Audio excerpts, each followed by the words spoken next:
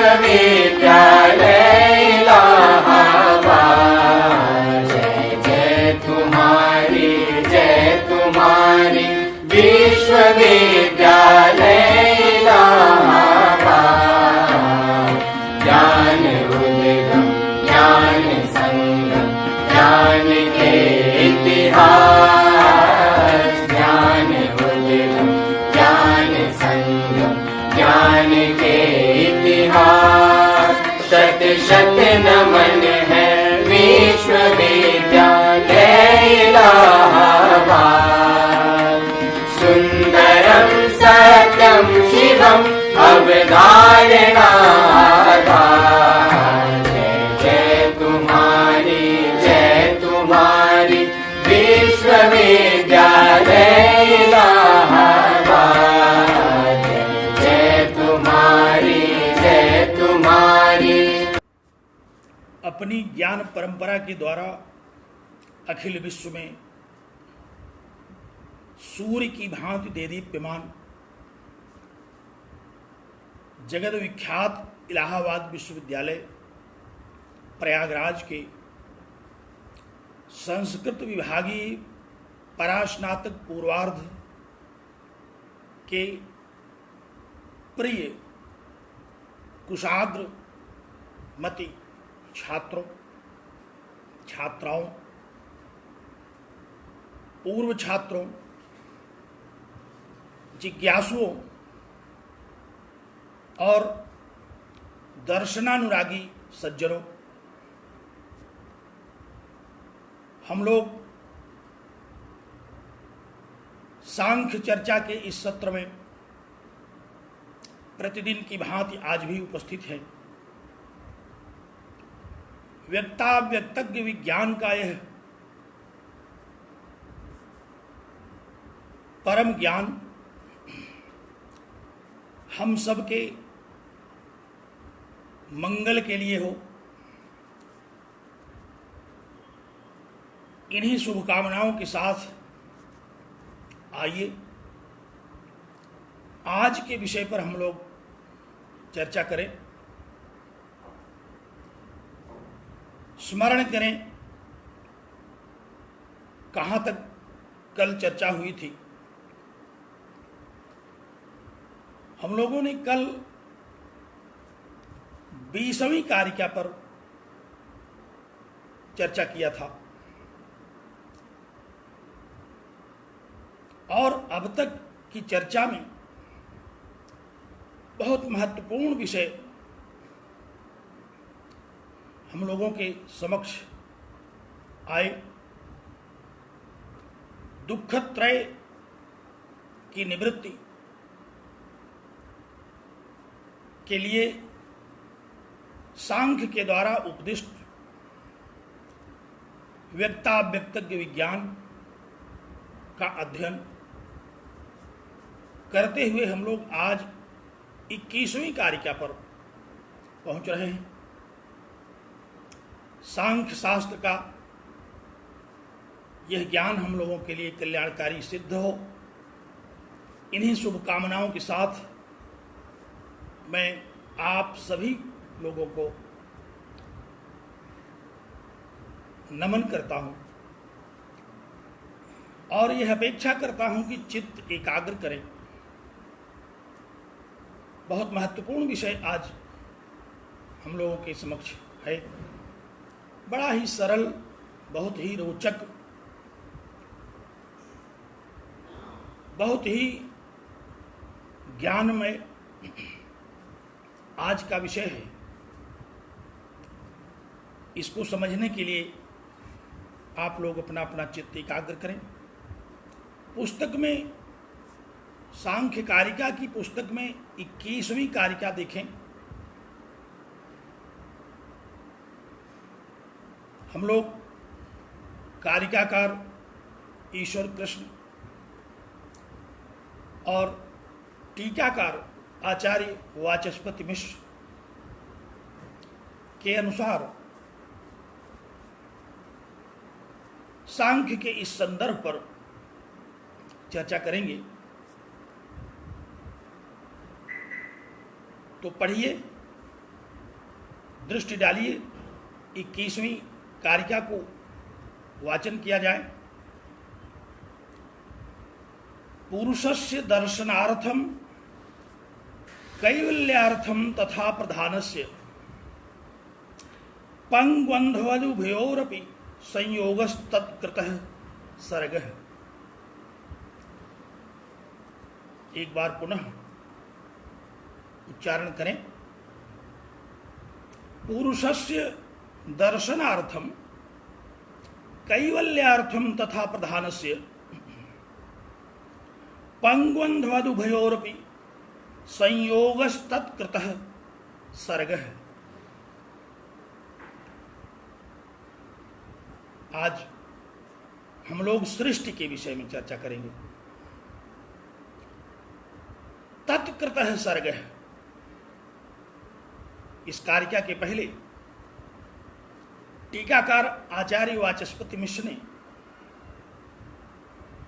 एक विचार प्रकट किया जो समीचीन है इसके विषय में देखना। तत्संयोगात इत्युक्तम। इसके पूर्ववर्ती कारिका में कहा गया तत्संयोगात न च भिन्नयोः संयोगो अपेक्षां विना न च इयम् उपकार्योपकारक भावं विना इत्यपेक्षा हेतु मुपकारमाह पुरुषस्य इति। आचार्य ने कहा कि पूर्ववर्ती 20वीं कारिका में कहा गया कि तत्संयोगात, इन दोनों के संयोग से। किन दोनों के? आप लोग भली भांति अवगत हैं, प्रकृति और पुरुष के। क्या होता है इन दोनों के संयोग से? कहा कि चेतनावधि लिंगम, जो लिंग शरीर है प्रकृति जन्य 18 अवयवों वाला जो जड़ है, जिसके विषय में हम लोगों ने भूयो भूयः विस्तार से चर्चा भी किया है। और पुरुष तत्व जो चैतन्य स्वरूप है, जिसके विषय में कई कारिकाओं के द्वारा आचार्य ने प्रकाश डाला। इन दोनों का संयोग, इन दोनों के संयोग से अचेतनम लिंगम चेतनावदिव भवति। जो अचेतन लिंग शरीर है, जो अचेतन सूक्ष्म शरीर है, वह चेतनावत हो जाता है, चैतन्य हो जाता है। और उदासीन है पुरुष कर्ता इव भवति। उदासीन पुरुष कर्ता की भांति हो जाता है। पुरुष कर्ता नहीं है, तो भाव तो गुणों में है, वह तो कर्ता इव भवति, वह कर्ता की भांति हो जाता है। कार्य कर्ता कोई और है, श्रेय किसी और को मिल जाता है। यहां भी कर्ता तो प्रकृतिस्थ सत्व रजस और तमस ये गुण हैं, लेकिन श्रेय कर्ता की भांति मिल जाता है पुरुष तत्व को। तो जो जैसा नहीं था वैसा हो गया, अर्थात लिंग शरीर, सूक्ष्म शरीर, महत तत्व से लेकर के 18 अवयवों से बना हुआ जो सूक्ष्म शरीर है, जो सृष्टि के आदि से लेकर के व्यक्ति के मुक्ति पर्यंत सदसद कर्मानुसार जुड़ा रहता है, जड़ तत्व है। उसी के महत तत्व में चैतन्य स्वरूप निर्गुण पुरुष तत्व प्रतिबिंबित होकर के बुद्धिमान सा हो जाता है, अर्थात उसमें बुद्धि नहीं है। क्यों नहीं है बुद्धि? क्योंकि बुद्धि तत्व तो सत्व में है और सत्वगुण प्रकृति में है। पुरुष तत्व तो निर्गुण है, और जब निर्गुण है तो उसमें सत्व भी नहीं होगा, और सत्व नहीं है तो फिर उसमें बुद्धि भी नहीं होगी। लेकिन तत्संयोगात, उन दोनों के सामीप्य से, कल पूर्ववर्ती कक्षा में मैंने अनेक दृष्टांतों के माध्यम से इन दोनों के सामीप्य के विषय में उल्लेख किया था कि सामीप्य होते ही दोनों में एक ऐसा चमत्कारिक परिवर्तन होता है कि जो जड़ था वह चैतन्य हो गया, और जो निर्गुण था उसमें गुणों में रहने वाली जो कर्तृत्व इत्यादि की क्षमताएं थीं वे संक्रमित हो गई, एक दूसरे का परस्पर संक्रमण हो गया, जड़ चैतन्य हो गया और चैतन्य जड़ से तादात्म्य करके प्रवृत्त हो गया। और इससे क्या हुआ, कहा कि इसी से, दोनों के संयोग से सृष्टि होती है। जैसे ही प्रकृतिजन्य महत्तत्व में पुरुष तत्व प्रतिबिंबित हुआ, जैसे ही दोनों का सामीप्य हुआ, दोनों के सामीप्य से ही सृष्टि का आरंभ हो जाता है। सृष्टि क्या है आप लोग जानते हैं। इस जगत की रचना का आरंभ, इस जगत की रचना, इस विशाल ब्रह्मांड का जो भी स्वरूप हम लोगों ने देखा, ये प्रकृति तत्व से उत्पन्न होता है। और ये उत्पन्न कब होता है, ये अनादिकाल से, जब से प्रकृति और पुरुष का संयोग हुआ है, तभी से इन दोनों के संयोग के परिणाम स्वरूप इस जगत की सृष्टि हो गई। हम लोग इस विषय को समझ चुके हैं। कारिका की ओर ध्यान दीजिए। कारिकाकार क्या कहता है। आचार्य वाचस्पति मिश्र ने कारिका में क्या कहा गया, इस विषय का तत्व उद्धृत कर दिया गया कि आखिर पुरुष और प्रकृति ये दोनों क्यों समीप होते हैं। प्रकृति तत्व है, पुरुष तत्व है, दोनों में कोई भी ऐक्य नहीं है। अंधकार और प्रकाश की भांति दोनों एक दूसरे से पृथक हैं। फिर आखिर यह संयोग क्यों, और इस संयोग से सृष्टि क्यों, महत्वपूर्ण विषय है। हम लोग एक दिन और इस पर चर्चा कर रहे थे कि प्रत्येक मनुष्य जो भी विचारशील है वो इस विषय पर सदैव विचार करता रहता है कि आखिर यह सृष्टि कैसे, यह सृष्टि कहाँ से, यह सृष्टि क्यों। कोई तो ततः सर्वमान्य विचार प्रकट नहीं कर पाया। वैदिक ऋचाओं में कहा गया कि को अद्धा वेद कई है प्रवोचत। निश्चित रूप से कौन इस विषय को जानता है और कौन इस विषय को बता सकता है कि यह संसार, यह सृष्टि कहाँ से आई और किस उद्देश्य के लिए इस सृष्टि की रचना हुई। निश्चित रूप से जिसको सब लोग स्वीकार कर लें ऐसा कोई बताने वाला नहीं मिला। बताने वाले तो बहुत मिले, लेकिन सबको सर्वमान्य विषय के रूप में बताने वाला कोई नहीं मिला। बताने वाले तो हम लोगों को सांख्य के आचार्य मिले ही हैं। इन्होंने जो बताया उसको हम लोग समझ रहे हैं। न्याय के आचार्यों ने जो बताया उसको भी हम लोग समझ रहे हैं। वेदांत के आचार्यों ने जो बताया उसको भी हम लोग समझ रहे हैं। इन शास्त्रों के अतिरिक्त और भी बहुत सारे बताने वाले मिले, उपदेष्टा, उनकी भी बातों को हम लोगों ने सुना और उनको भी समझने की चेष्टा की। तो हम लोग अभी सारे शास्त्रों को क्या अभीष्ट है इस विषय में कहना, एक जिज्ञासु की भांति हम लोग इन्हीं विषयों का श्रवण कर रहे हैं, उन्हीं का मनन कर रहे हैं, उन्हीं को समझ रहे हैं। यह तत्व हमारी समझ में आएगा, इसी प्रत्याशा से हम लोग इन शास्त्रों का अध्ययन कर रहे हैं। तो कारिकाकार ने क्या कहा? कारिकाकार ने टीकाकार की इसी जिज्ञासा का उत्तर दिया। क्या जिज्ञासा की? कहा कि आखिर ये दोनों प्रकृति और पुरुष तत्व जो परस्पर एक दूसरे के विरुद्ध स्वभाव हैं,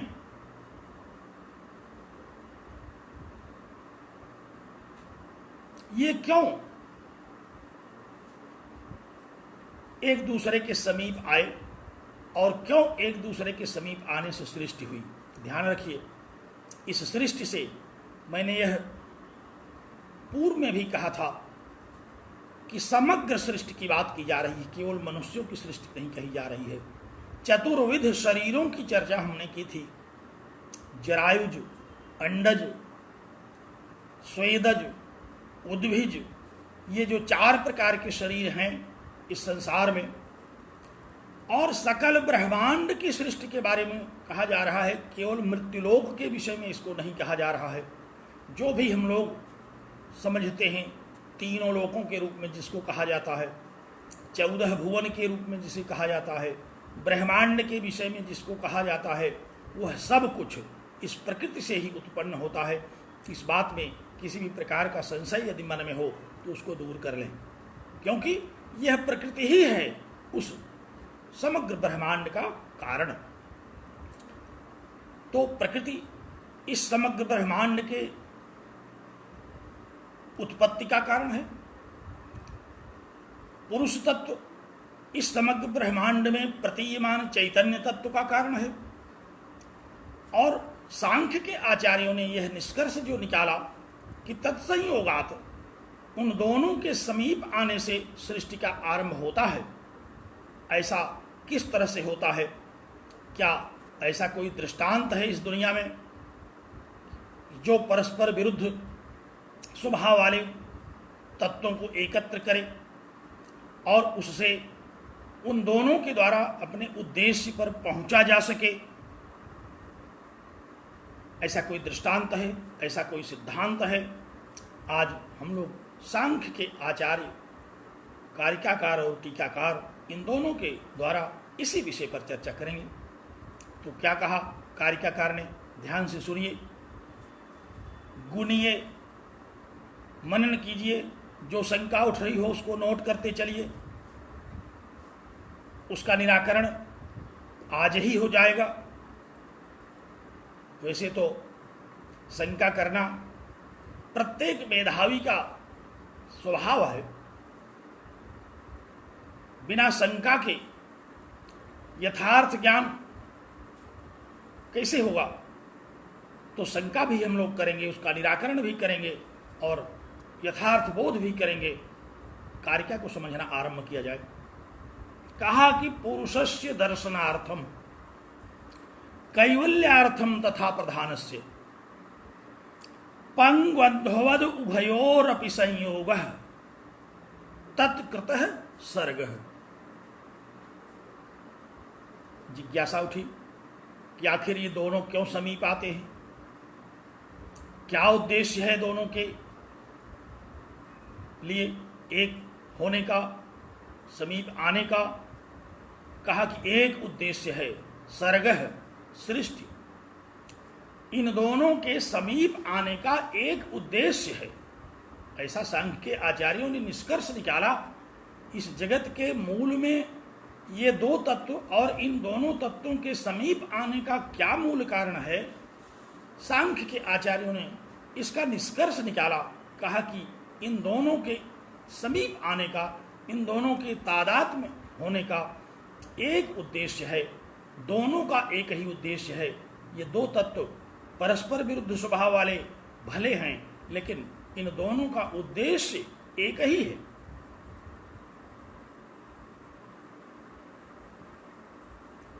क्या है? कहा कि सर्ग है, सृष्टि। इस संसार की सृष्टि। संसार में दिखने वाले जो 4 भेद हमें शरीरों के दिख रहे हैं, जरायुज अर्थात मनुष्य इत्यादि,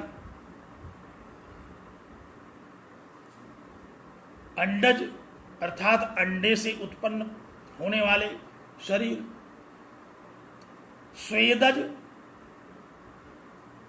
शरीरों के पसीनों से उत्पन्न होने वाले जीव जंतु, और उद्भिज पृथ्वी को फोड़ करके निकलने वाले जो भी अंकुर इत्यादि हैं, वनस्पतियां हैं,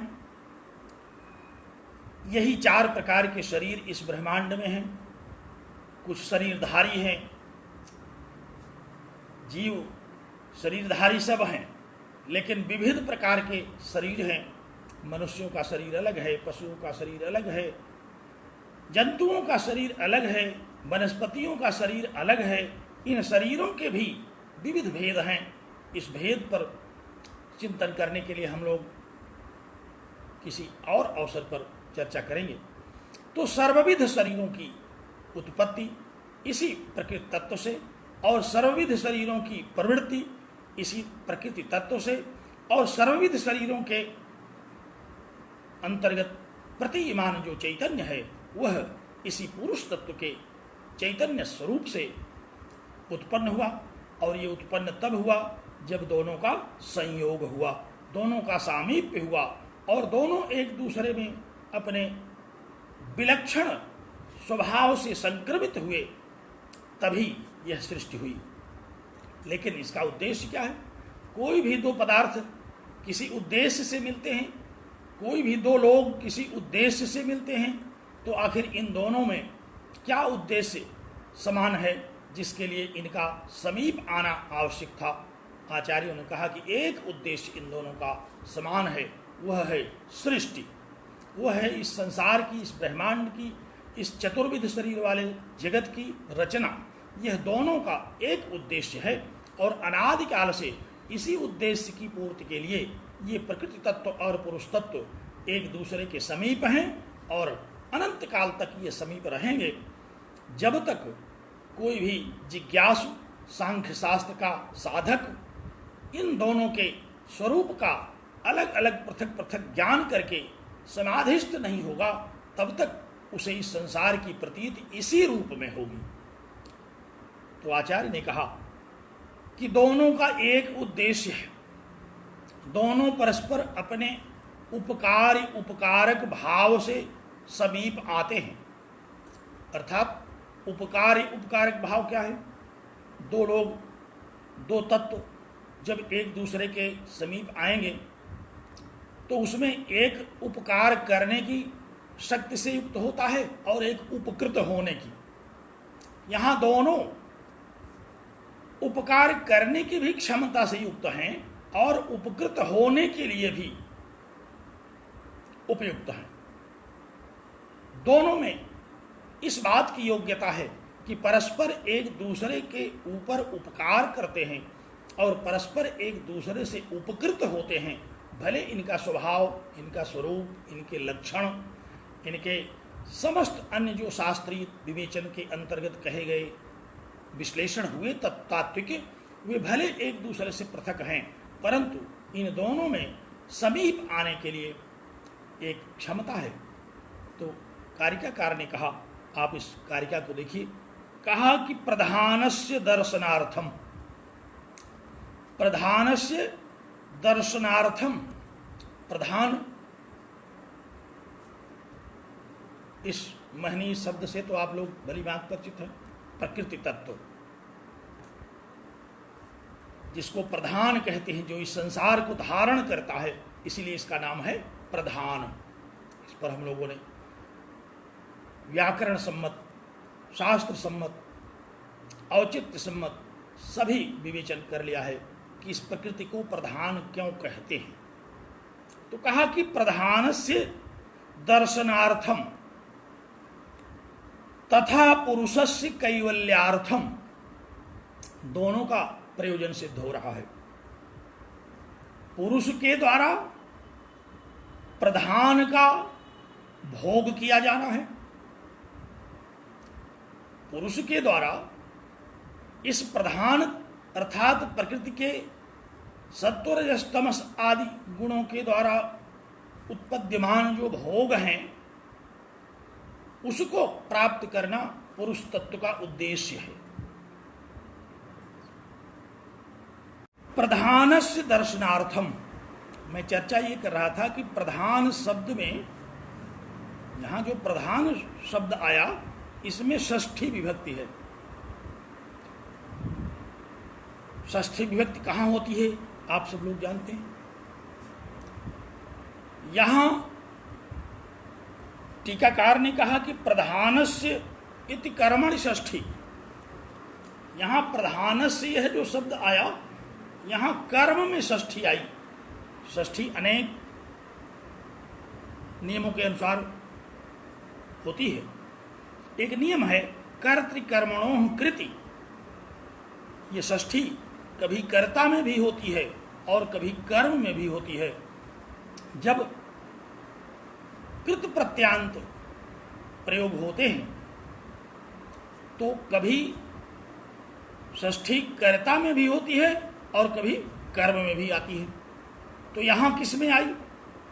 आचार्य ने कहा कि प्रधानस्य इति कर्मणि षष्ठी, प्रधान में यहां जो षष्ठी विभक्ति का प्रयोग हो रहा है वह कर्मणि षष्ठी, कर्म को बताने के लिए षष्ठी विभक्ति का कथन किया गया। कारक की कक्षा में इस पर मैंने विस्तार से आप लोगों को बताया।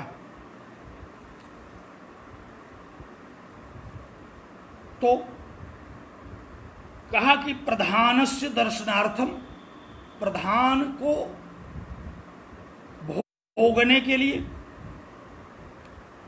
प्रधानस्य दर्शन माने भोग, पुरुष के द्वारा प्रधान के भोग के लिए, दर्शनार्थम माने भोगार्थम, भोग के लिए, और तथा और पुरुषस्य कैवल्यार्थम, पुरुष को कैवल्य प्राप्त कराने के लिए, उभयोः अपि संयोगः भवति, दोनों का संयोग होता है। दोनों का संयोग किस उद्देश्य से होता है? क्या उपकारी उपकारक भाव है? क्यों दोनों एक दूसरे के साथ समीप में आकर के इस सृष्टि को करते हैं? सृष्टि का क्या प्रयोजन है? सृष्टि का प्रयोजन सुस्पष्ट कर रहे हैं, कह रहे हैं कि प्रकृति जन्य जितने भी पदार्थ हैं, जितने भी तत्व हैं, जितने भी सत्व रजस और तमस गुण संपन्न ये संसार है, उसमें तीन प्रकार के भोग हम लोग देखते हैं। आरंभ में ही हम लोगों ने पढ़ लिया था। तीन प्रकार की अनुभूतियां ही हैं, प्रीत्यात्मक, अप्रीत्यात्मक और विषादात्मक। सत्व से प्रीत्यात्मक, रजस से अप्रीत्यात्मक और तमस से विषादात्मक।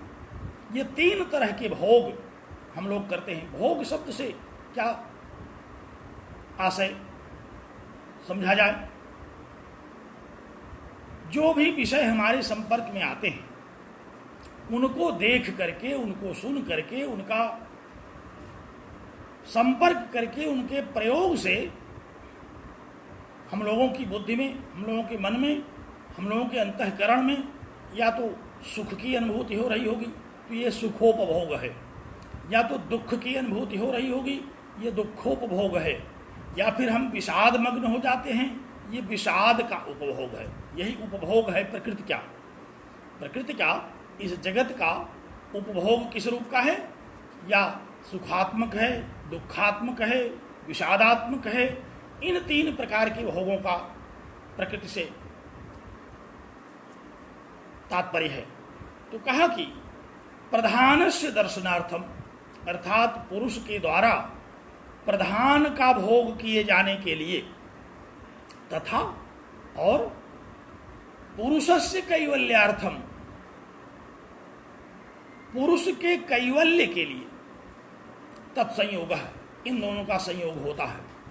इन दोनों का संयोग अनादिकाल से इसलिए चला रहा है कि प्रकृति तत्व के इन त्रिगुणात्मक भोगों को भोगा जाए और पुरुष तत्व को इस त्रिविध दुख से मुक्ति प्राप्त हो सके। ये दोनों का उद्देश्य है। पुरुष तत्व का परम उद्देश्य है, चरम लक्ष्य है कि वह इस त्रिविध दुख से दूर हो, और प्रकृति तत्व का यह लक्ष्य है कि उसमें उत्पन्न होने वाले जो भी सुखात्मक दुखात्मक भोग हैं उनको कोई भोगे, ये दोनों का अपना अपना उद्देश्य है। तो पृथक प्रवृत्ति के होने वाले, पृथक स्वरूप के रहने वाले भी इन दोनों तत्वों में संयोग सामीप्य क्यों होता है, इसी बात का आचार्य ने निराकरण किया। एक बार फिर से देखिए, टीकाकार के शब्दों में देखिए तो शीघ्रता पूर्वक आपको सारी बात सुस्पष्ट होती चलेगी। कहा कि प्रधानस्य सर्व कारणस्य दर्शनम पुरुषेण तदर्थम। कहा कि प्रधानस्य, प्रधान का कौन है प्रधान? सर्व कारणस्य, जो इस समग्र ब्रह्मांड का कारण है। प्रधान ही तो इस जगत का कारण है। उसका यद दर्शनम, यद भोगम, जो भोग है, जो उससे सुख दुख और मोह इत्यादि की अनुभूति होनी है। भोग अच्छा ही नहीं होता, भोग बुरा भी होता है।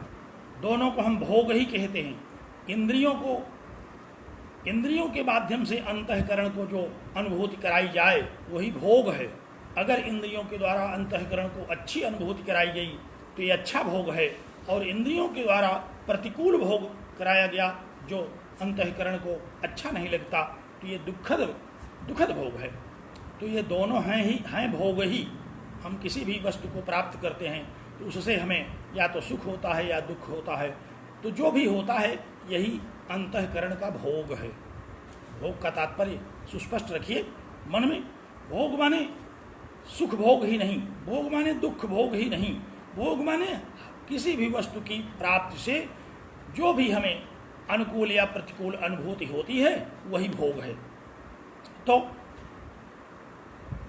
कहा कि प्रधानस्य यद दर्शनम, इस जगत के परम कारण रूप प्रधान का जो भोग है, पुरुषेण, पुरुष के द्वारा उसे प्राप्त किया जाना है, यह पुरुष का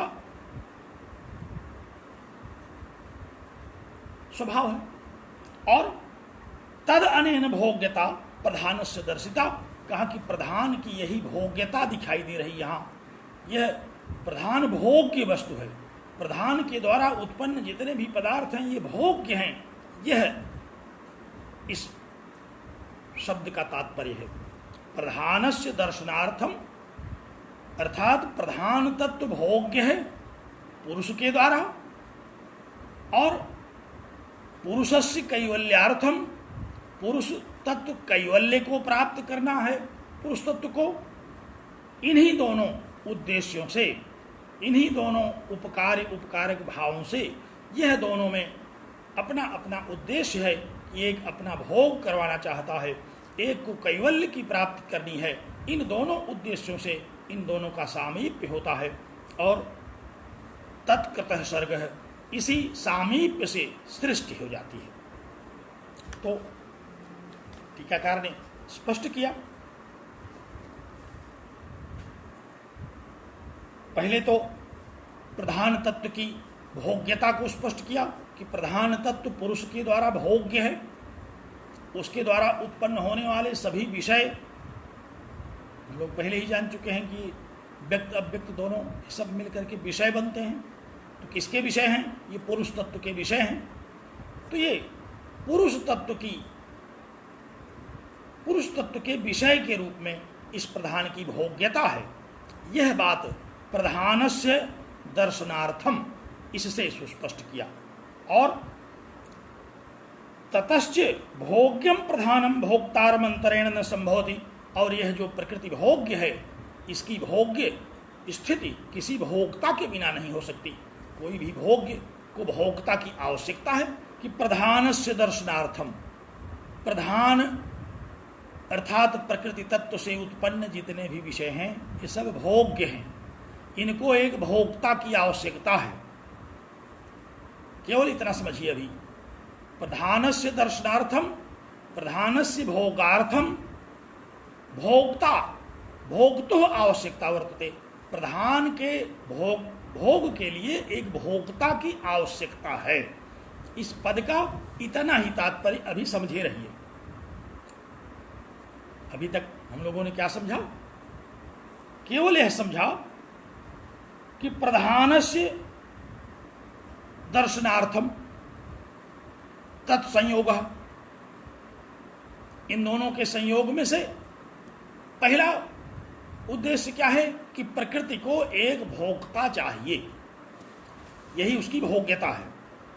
और पुरुष का क्या उद्देश्य है? कहा कि कैवल्यार्थम पुरुषस्य। अब इस पर टीकाकार का मंतव्य सुनिए। कहा कि पुरुषस्य अपेक्षाम दर्शयति। अभी तो प्रकृति की अपेक्षा को दिखाया कि उसको एक भोक्ता की जरूरत है। अब पुरुष की क्या अपेक्षा है? कहा कि पुरुषस्य कैवल्यार्थम, पुरुष को कैवल्य की जरूरत है, प्रकृति को भोक्ता की जरूरत है और पुरुष को कैवल्य की जरूरत है।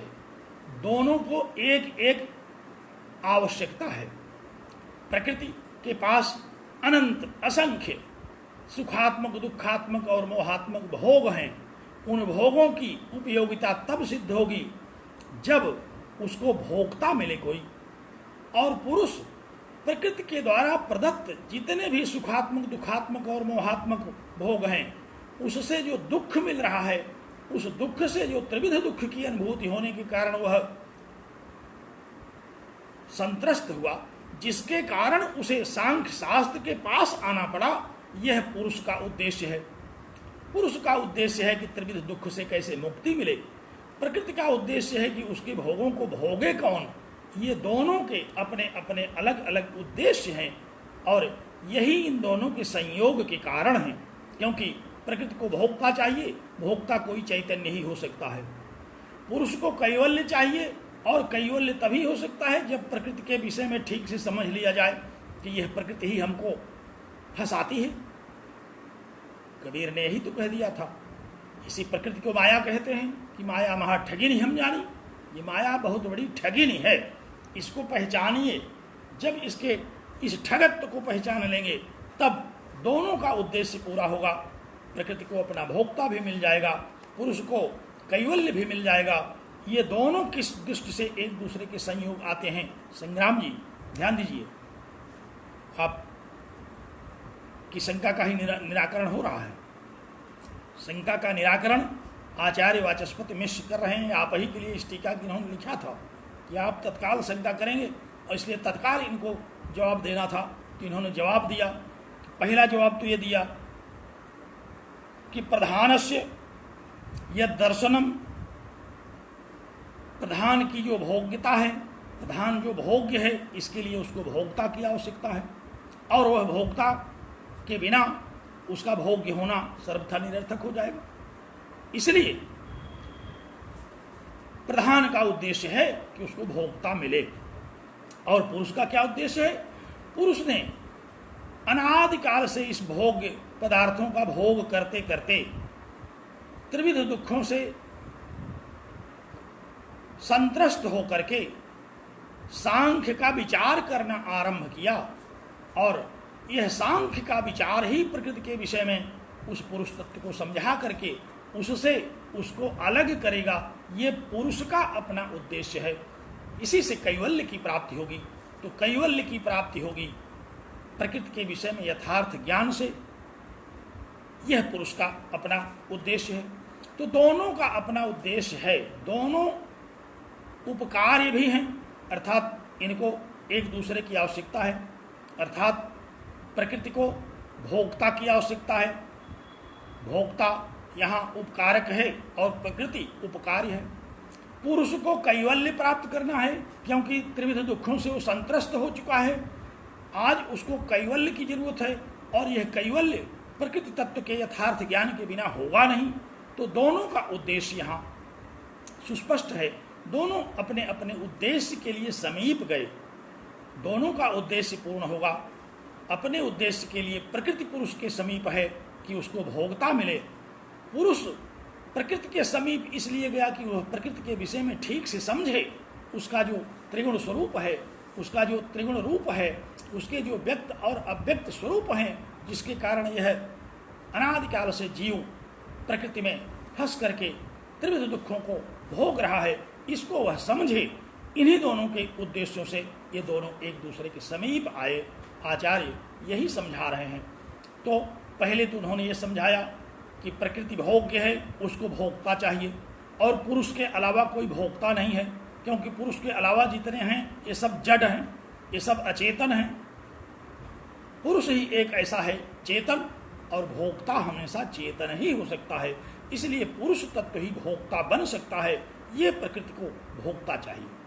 और पुरुष की क्या अपेक्षा है, कारिका ने, टीकाकार ने स्पष्ट किया, कहा कि पुरुषस्य अपेक्षाम दर्शयति।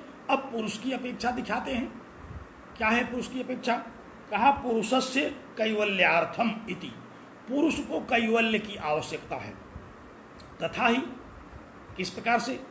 कहा कि भोग्येन प्रधानेन सम्मिन्न पुरुष तदगतम दुखत्रयम स्वात्मन्य अभिमन्यमान है कैवल्यम प्रार्थयते।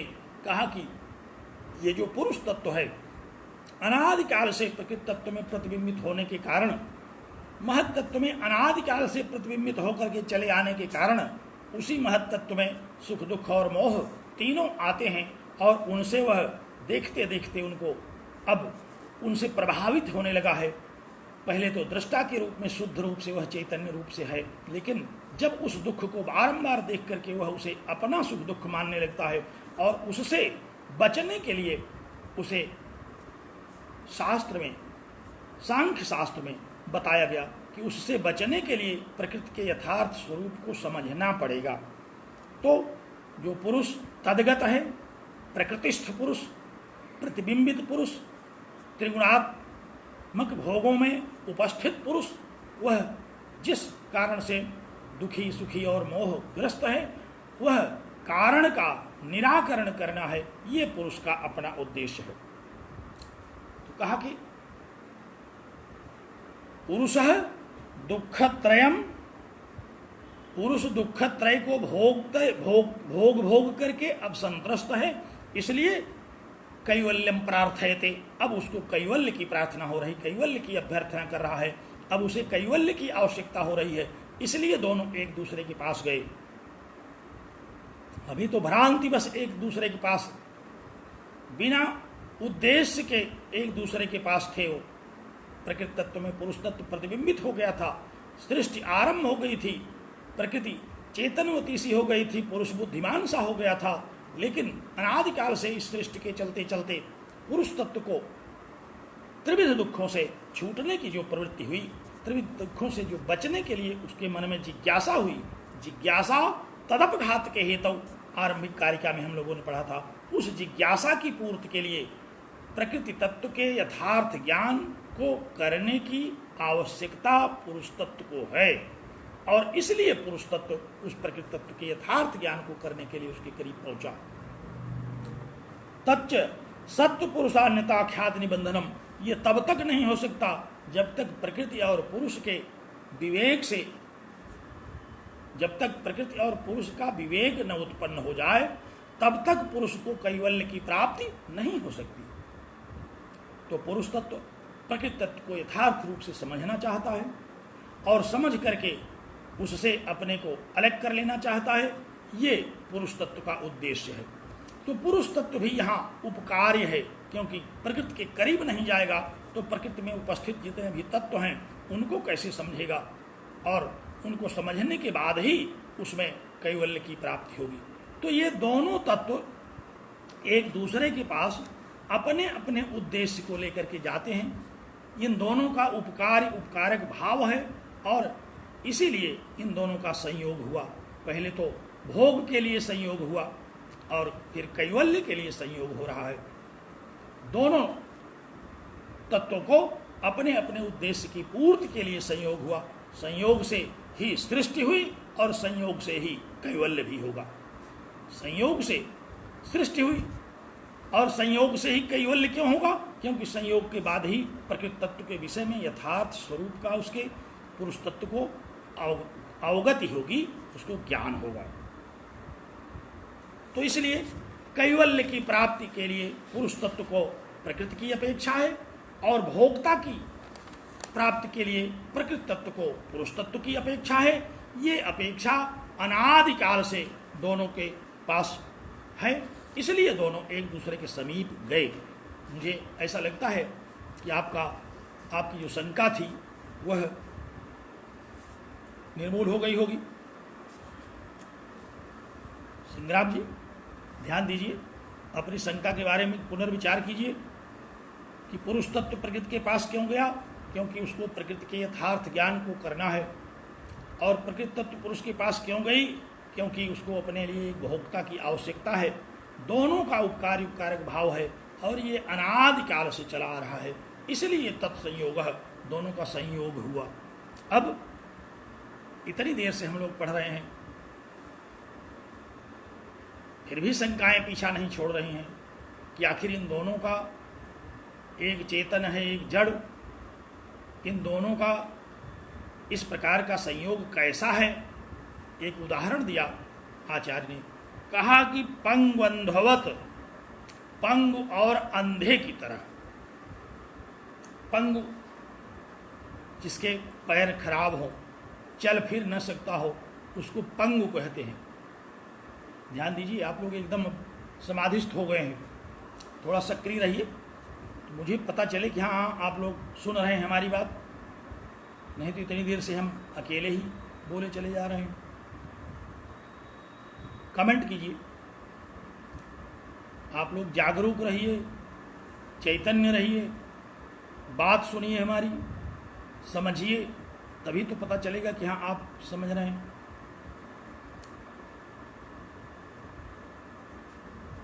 ध्यान दीजिए, एक उदाहरण बड़ा रोचक है, पंग और अंध का संयोग। गुरुजी हम लोगों को जब पढ़ा रहे थे तो उन्होंने एक बड़ी रोचक कहानी बताई। कहा कि सांख्य के जो आचार्य थे इसी विषय पर विचार कर रहे थे कि आखिर प्रकृति और पुरुष का यह संयोग कैसे होगा, ये संयोग किस प्रकार से तार्किक मान लिया जाए, किस प्रकार से इसको लोगों को समझाया जाए, क्योंकि ये प्रकृति भी सूक्ष्म है, सूक्ष्म शरीर भी सूक्ष्म है और पुरुष तत्व भी सूक्ष्म है। इन दोनों का संयोग होकर के सृष्टि हो गई, दोनों अपने उद्देश्य पर पहुंच गए।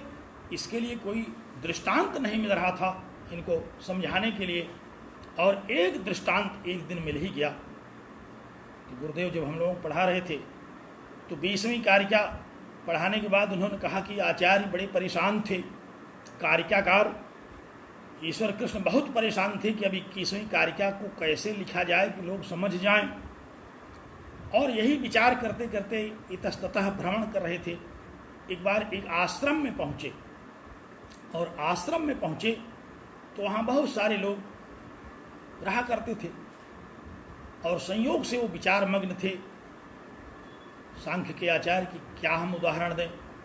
और रात में उसी समय आग लग गई उस आश्रम में, सब लोग उठ उठ करके भागे, आचार्य भी भागे, परंतु उस आश्रम में 2 ऐसे लोग थे, एक चल फिर नहीं पाता था, पंगु था, और एक अंधा था। अब अंधे को किधर से जाए, रास्ता नहीं मिल रहा था। पंगु किस तरह से भागे, उसको चलना ही नहीं संभव था उसके लिए। दोनों ने एक दूसरे की अपेक्षा अनुभव की। अंधे ने कहा कि अरे भाई, मैं चलता बहुत तेज हूँ, तुम हमारे कंधे पर बैठ जाओ और हमको रास्ता बताओ कि किधर से निकलना है। दोनों ने एक दूसरे का सहयोग किया। अंधे ने उस लंगड़े को अपने कंधे पर बैठा लिया, और वह लंगड़ा, क्योंकि उसके पास तो नेत्र थे, नेत्र से युक्त था, लंगड़े के पास नेत्र तो होगा, तो उसने अपने नेत्र का उपयोग किया और उस अंधे को रास्ता बताया कि इधर से दरवाजा है, इधर से रास्ता है, इधर से भागना है। तो एक के नेत्र का प्रयोग हुआ और एक के चरण का प्रयोग हुआ। 2 तत्व मिले, दोनों एक दूसरे से अलग अलग प्रकृति के थे। लंगड़े को चलना संभव नहीं था और अंधे को देखना संभव नहीं था, लेकिन दोनों का संयोग हुआ और दोनों उस संयोग से अपने लक्ष्य पर पहुंच गए। यहाँ प्रकृति चेतन नहीं है इसलिए अंधी है, पुरुष तत्व सक्रिय नहीं है। क्यों नहीं सक्रिय है? क्योंकि उसमें सक्रियता की क्षमता ही नहीं है, वो लंगड़ा है। ये दोनों एक दूसरे के साथ इसी तरह से संयोग किए। तो गुरुदेव ने समझाया कि देखो, वही उदाहरण देख करके आचार्य ईश्वर कृष्ण ने और सांख्य के आचार्यों ने पंगवंधवत न्याय एक बनाया। कहा कि पंगु और अंधे का जो संयोग होता है, जैसे पंगु और अंधा दोनों एक दूसरे के साथ संयोग प्राप्त करके एक दूसरे के समीप आकर के अपने लक्ष्य की प्राप्ति करते हैं, उसी तरह से ये प्रकृति जो अंधी है, जो जड़ है, जिसमें कोई अनुभव नहीं होता, और एक पुरुष तत्व जो चेतन है, जो प्रकृति के साथ मिलकर के सारे अनुभवों को करने लगता है, तो ऐसे इन दोनों का संयोग हुआ। तो कारिकाकार ने क्या कहा? कहा कि पंगवंधवत उभयोः अपि संयोगः भवति। पंगु और अंधे की भांति इन दोनों का संयोग होता है। और तत्कृतः सर्गः, जैसे पंगु और अंधे के संयोग से उनके उद्देश्य की प्राप्ति हो जाती है, उसी तरह से प्रकृति और पुरुष के संयोग से सृष्टि की प्रक्रिया आरंभ हो जाती है। ये दोनों का अनादिकाल से चला आ रहा उपकार और उपकारक भाव है। पुरुष को प्रकृति के भोग और प्रकृति के यथार्थ स्वरूप का ज्ञान करना है। प्रकृति को अपना भोग करवाते हुए अंततः पुरुष को कैवल्य प्रदान करना है। ये दोनों एक दूसरे के लिए हैं। इसलिए कहा कि अनादित्वाच्च संयोग परंपराया भोगाय संयुक्तोपि कैवलाय पुनः संयुजते। कहा कि अनादिकाल से ये दोनों एक दूसरे से जुड़े हुए थे। प्रकृति तत्व को भोगता चाहिए था, पुरुष को भोग चाहिए था। तो भोग करते करते पुरुष तत्व जब त्रिविध दुख से संत्रस्त हुआ तो उसको कैवल्य चाहिए था। अब वह प्रकृति तत्व के यथार्थ के विषय में समझ करके उससे अपने को पृथक करने के लिए चिंतन करना शुरू किया। एक जिज्ञासा यहाँ आचार्य ने उठाया। बहुत देर के बाद आप लोग सक्रिय हुए। आचार्य ने एक जिज्ञासा उठाई। कहा कि भोग के लिए तो संयोग हुआ था दोनों का, क्योंकि प्रकृति को भोक्ता चाहिए था, इसलिए पुरुष को उसने भोक्ता के रूप में स्वीकार करके संयोग किया। और अंत में पुरुष को कैवल्य चाहिए था, इसलिए वह प्रकृति से अब अलग होने के लिए उसके करीब है। तो ये कैसे? जो भोग के लिए संयोग आरंभ हुआ था वो कैवल्य के लिए कैसे हुआ? प्रश्न देखिए, जिज्ञासा मन में उठती है कि जो संयोग, जो सामीप्य भोग के लिए आरंभ हुआ था, प्रकृति और पुरुष का जो सामीप्य सृष्टि काल में भोग के लिए आरंभ हुआ था, वही संयोग अब कैवल्य के लिए कैसे उपयोगी होगा? क्या वही संयोग उपयोगी होगा? आचार्य ने कहा कि अनादिकाल से भोग के लिए जो संयुक्त पुरुष है, कैवल्याय पुनः संयुज्यते, कैवल्य के लिए वह पुनः संयुक्त होता है। अर्थात यह एक इसका अभिनव संयोग है। पुरातन संयोग से तो वह, अनादिकालीन संयोग से तो वह भोग प्राप्त करता रहा, लेकिन भोग से संत्रस्त होने के बाद त्रिविध दुखों से बचने के लिए, शास्त्र सम्मत जिज्ञासा के लिए पुनः जब प्रकृति से संयुक्त हुआ कि उसके यथार्थ रूप को समझा जाए, तो यह जो एक अभिनव संयोग है, यह जो पुनः संयोग हुआ, ये कैवल्याय, कैवल्य के लिए यह संयोग है। तो दोनों का संयोग अपने अपने उद्देश्यों की पूर्ति के लिए हुआ। बात समझ में आई होगी आप लोगों के। शंका, संग्राम जी, शंका के विषय में समाधान हो गया। आचार्य ने कहा कि ठीक है, उभयोः संयोगः, अनयोः उभयोः, इन दोनों का संयोग तो हुआ। किन दोनों का? प्रकृति और पुरुष का। अनादिकाल से इन दोनों का संयोग हो रहा है, तो संयोग तो हो, लेकिन सृष्टि की रचना कैसे हुई? कहा तत्कृतः सर्गः, इन दोनों को संयोग के कारण ही सृष्टि की रचना हुई। संयोगो ही महदादि सर्ग मंत्रेण भोगाय कैवल्याय च पर्याप्तः इति संयोगः यो भोगापवर्गार्थम सर्गम करोति। यह जो अनादिकाल से सृष्टि चली आ रही है, ये जो अनादिकाल से दोनों का संयोग है, ये भोग के लिए भी है और अपवर्ग के लिए भी है। यह दोनों का सहज लक्ष्य है। प्रकृति को भोगता चाहिए और पुरुष ने उसका भोग करने के बाद जब दुख से संतुष्ट होने के लिए कैवल्य की प्रार्थना की तो उसको कैवल्य चाहिए। इस प्रकार एक को भोगता चाहिए और एक को कैवल्य चाहिए। दोनों अपने उद्देश्य की पूर्ति के लिए समीप आते हैं। सृष्टि भी दोनों के समीप आने से हुई और कैवल्य भी दोनों के समीप आने से होगा। यह अनादिकाल से इस जगत की जो सृष्टि चली आ रही है, अनादिकाल से यह जगत सृष्टि और प्रलय के इस सतत प्रवाह में चल रहा है। इसका क्या उद्देश्य है?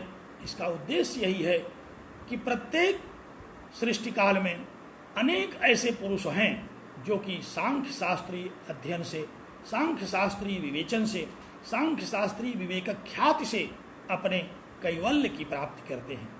और अनादिकाल से यह सृष्टि चली आ रही है कि जो कैवल्य प्राप्त करने वाले पुरुष तत्व नहीं हैं, उनके द्वारा प्रकृति का भोग किया जा रहा है। प्रकृति को भोक्ता के रूप में पुरुष तत्व की प्राप्ति हो रही है। अनादिकाल से यह जो संयोग है, ये सृष्टि का कारण है और कैवल्य का भी कारण है। कैवल्य का कारण उनके लिए है जो विवेक ख्याति की प्राप्ति करने के लिए प्रकृति तत्व के यथार्थ बोध को करना चाहते हैं, और भोक्ता प्रकृति के लिए है जो यथार्थ ज्ञान से रहित चैतन्य तत्व है, जो बद्ध पुरुष है। हम लोगों ने आरंभ में दो प्रकार के पुरुषों की चर्चा की थी, एक बद्ध पुरुष और एक मुक्त पुरुष। तो बद्ध पुरुष जो हैं वे तो भोक्ता बन करके इस प्रकृति का उपभोग कर रहे हैं, प्रकृति के लिए उनका उपयोग चल रहा है, और जो मुक्त पुरुष हैं वे इस प्रकृति के यथार्थ स्वरूप को समझ करके उसके जो सुख दुख मोहात्मक स्वरूप से अलग होने की प्रक्रिया है वह प्राप्त कर रहे हैं। तो कैवल्य की भी प्राप्ति हो रही है और भोग की भी प्राप्ति हो रही है। दोनों का उद्देश्य सिद्ध हो रहा है। अनादिकाल से दोनों का उद्देश्य रहा प्रकृति को भोग करवाना और पुरुष को कैवल्य की प्राप्ति करना। यह अनादिकालीन उद्देश्य प्राप्त करने के लिए प्रकृति और पुरुष एक दूसरे के करीब आए, एक दूसरे के समीप आए, और एक दूसरे में समीप आते ही जो प्रतिबिंब हुआ पुरुष तत्व का प्रकृति तत्व में, उसी से सृष्टि आरंभ हो गई, और उसी से सृष्टि आरंभ होकर के बद्ध पुरुषों के लिए भोग का अवसर आया, प्रकृति के लिए भोक्ता को प्राप्त करने का अवसर आया, और जिज्ञासु तत्वों को सांख्य शास्त्रीय अध्ययन से विवेक ख्याति प्राप्त करने का अवसर आया। ये सतत यह प्रक्रिया इसी तरह से सृष्टि की चलती आ रही है। ये आचार्य ने इस कारिका के माध्यम से समझाया। एक शंका शास्त्रकार लोग उठाते हैं। क्या शंका उठाते हैं? प्रश्न उठाया, कहा कि प्रकृति के द्वारा इस सृष्टि का आरंभ किया गया और सदैव प्रकृति पुरुष तत्व को भोग प्रदान करने के लिए सक्रिय रहती है, क्योंकि उसको भोक्ता की आवश्यकता है। प्रकृति तत्व को तो अपनी आवश्यकता के अनुसार सक्रिय रहना चाहिए। प्रकृति तत्व के द्वारा सृष्टि का आरंभ इसलिए किया गया कि प्रकृति तत्व में होने वाले जो भी विषय हैं, सत्व रजस तमस इत्यादि त्रिगुणात्मक विषयों का एक भोक्ता चाहिए, और वह पुरुष तत्व को प्राप्त करके अपने उद्देश्य की प्राप्ति कर लेती है। परंतु इस प्रकृति से कैवल्य की प्राप्ति कैसे पुरुष तत्व को होगी? प्रकृति तत्व को तो भोक्ता की प्राप्ति हो गई, लेकिन पुरुष तत्व को कैवल्य की प्राप्ति कैसे होगी? यह प्रकृति उसको अपने भोग प्रदान करना कैसे बंद करेगी? ये तो परस्पर जब तक दोनों एक दूसरे के उद्देश्य की प्राप्ति में सहयोग नहीं करेंगे, तब तक उपकार उपकारक भाव कैसे बनेगा? शंका समझ में आ रही है? जिज्ञासा शास्त्रकारों ने जो उठाया कि यह प्रकृति तो जड़ है, इस प्रकृति में सत्व रजस तमस तीनों गुण हैं और इन तीनों गुणों के द्वारा सुख दुख और मोह प्रदान करने वाले भोग उपस्थित किए जाते हैं। इसी भोग को भोगने के लिए उसे भोक्ता की आवश्यकता है और पुरुष तत्व उसमें प्रतिबिंबित होकर के उसके आवश्यकता की पूर्ति करता है। परंतु पुरुष तत्व को जब कैवल्य की प्राप्ति होती है, कैवल्य की प्राप्ति करने की इच्छा होती है, दुखों से संत्रस्त होने के बाद सांख्य शास्त्रीय अध्ययन के द्वारा जब उसे विवेक ख्याति प्राप्त करने की आवश्यकता होती है, तो फिर उसको प्रकृति तत्व से किस प्रकार का सहयोग मिलता है? तब कैसे दोनों उपकार उपकारक भाव होंगे?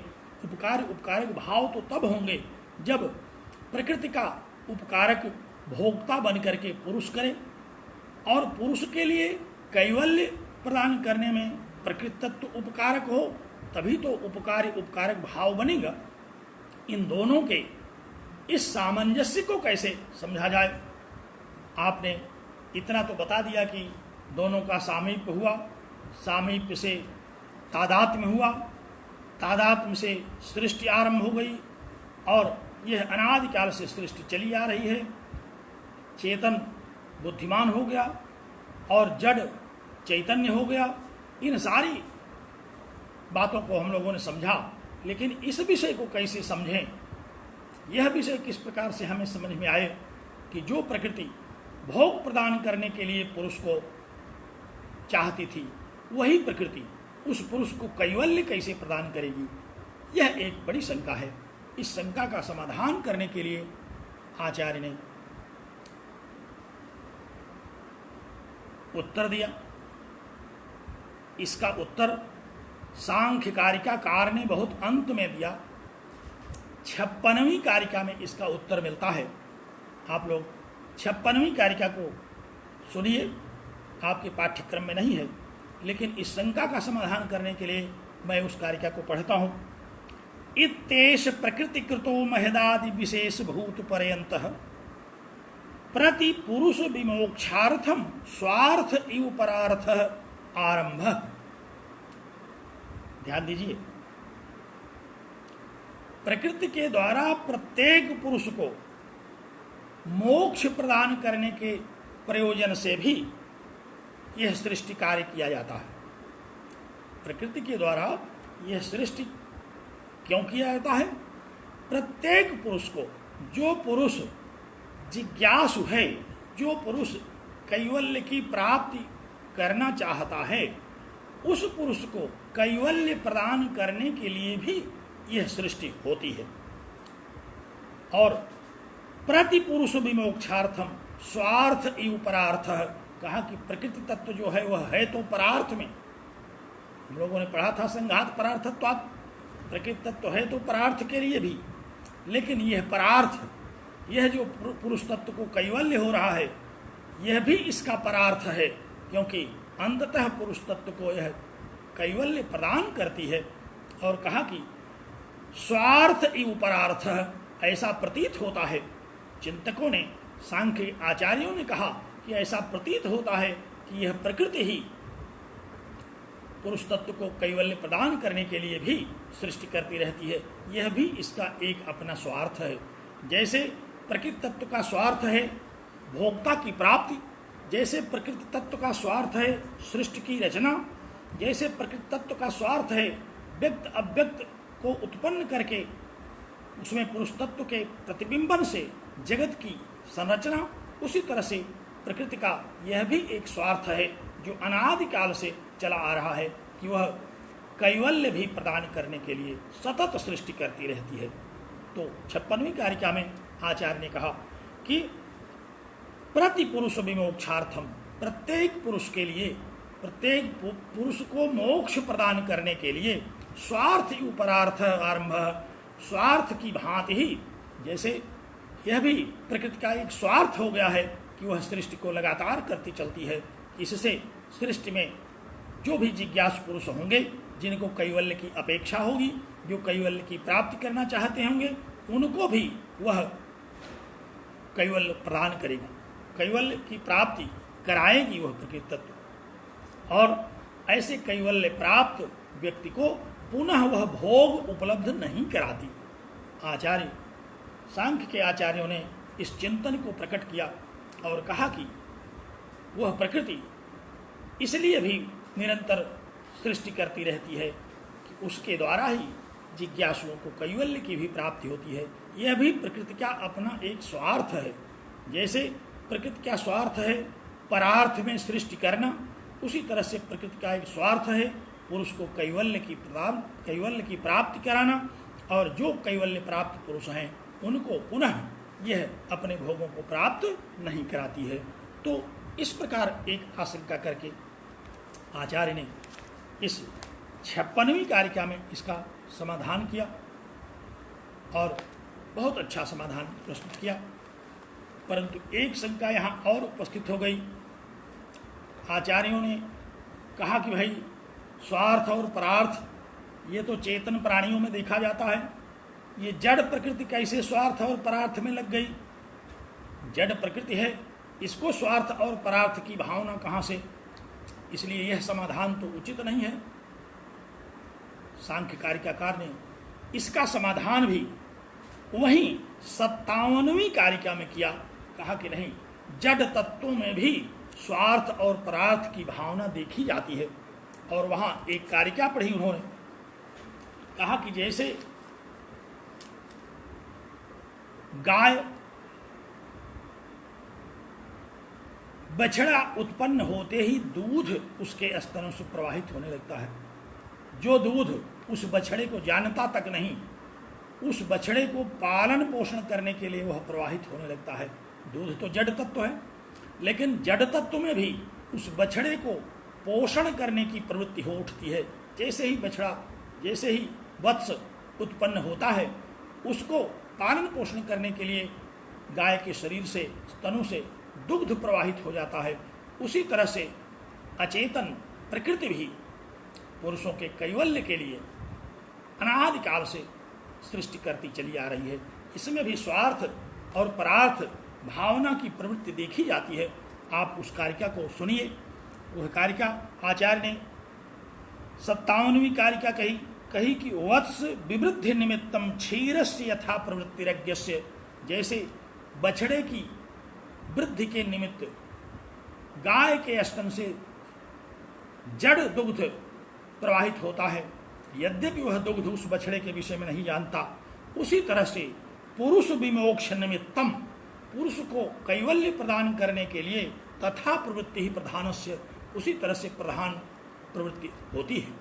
प्रधान की प्रवृत्ति भी पुरुष को कैवल्य प्रदान करने के लिए उसी तरह से होती है जैसे दुग्ध उस बछड़े के पालन पोषण के लिए प्रवृत्त हो जाता है, जिसको वह जानता तक नहीं। तो जड़ों में भी इस प्रकार का प्रभाव देखा जाता है, जड़ में भी इस प्रकार का व्यवहार देखा जाता है कि वे स्वार्थ में भी प्रवृत्त होते हैं और परार्थ में भी। ऐसा आचार्य सांख्य के आचार्यों ने निष्कर्ष निकाला और कारिकाकार ने इन दो कारिकाओं के द्वारा अनादिकाल से चल रही इस सृष्टि, अनादिकाल से चल रहे पुरुष के इस भोक्तृत्व और अनादिकाल से पुरुष के लिए प्राप्त होने वाले कैवल्य, इन सब का निराकरण करने के लिए कारिकाकार ने इन दोनों कारिकाओं का उल्लेख किया और बहुत ही तार्किक, बहुत ही दृष्टांत सम्मत स्वरूप में आचार्य ने इस प्रकृति को और इस पुरुष के संयोग को न्यायोचित सिद्ध किया। और भोक्ता पुरुष कैसे है, कैवल्य कैसे प्राप्त होगा पुरुष को, इन दोनों का उपकारी उपकारक भाव क्या है, यह दोनों का निराकरण तत्संयोगात शब्द से ही हो जाता है। जैसे ही प्रकृति और पुरुष तत्व का संयोग हुआ, उस संयोग से यह सृष्टि भी हुई, प्रकृति तत्व को भोक्ता भी मिला, पुरुष तत्व को भोग्य भी मिला और अंततः पुरुष तत्व को कैवल्य की प्राप्ति भी हुई। तो तत्संयोगात सर्ग, उस उन दोनों के संयोग से सर्ग, उन दोनों के संयोग से सृष्टि का आरंभ और उन दोनों के संयोग से कैवल्य की प्राप्ति की यह अनादि परंपरा सांख्य शास्त्र के अनुसार चली आ रही है, जिसका कि निरूपण बहुत ही अच्छी तरह से कारिकाकार और टीकाकार के द्वारा किया गया। मैं समझता हूँ कि विषय को सुनते सुनते आप लोग अब थक रहे होंगे, क्योंकि कोई भी प्रतिक्रिया नहीं आ रही है। या तो आप लोग समाधिस्थ हो गए हैं, या तो चेतना शून्य हो गए हैं, या तो प्रकृति में हैं, या पुरुष तत्व हो गए हैं। तो अब इन दोनों के संयोग से सृष्टि का आरंभ होता है। सृष्टि का आरंभ किस रूप में होता है, सृष्टि के आरंभ की क्या प्रक्रिया है, किस क्रम से सृष्टि का आरंभ सांख्य के अनुसार होता है, प्रकृति से किन किन तत्वों की उत्पत्ति किस किस प्रकार से होती है और वे तत्व किस स्वभाव वाले, किस स्वरूप वाले हैं, इन सब का विवेचन अब अगली कारिका में किया जाएगा। 22वीं कारिका में इस कारिका पर हम पुनः चर्चा करेंगे। आज अब हम यही इस वक्तव्य को संपन्न करते हैं। आप लोगों को बहुत बहुत धन्यवाद, बहुत साधुवाद कि आप लोगों ने बड़े ही ध्यान से, बहुत ही दत्तचित्त होकर के इस विषय को सुना और समझा। जहाँ भी जिज्ञासाएं अवशिष्ट हों, आप हमसे व्यक्तिगत रूप से भी अथवा शंका समाधान सत्र के माध्यम से भी शंका उपस्थित कर सकते हैं और हम लोग उसका समाधान करेंगे। इन्हीं शब्दों के साथ अब मैं आज का व्याख्यान को संपन्न करता हूँ।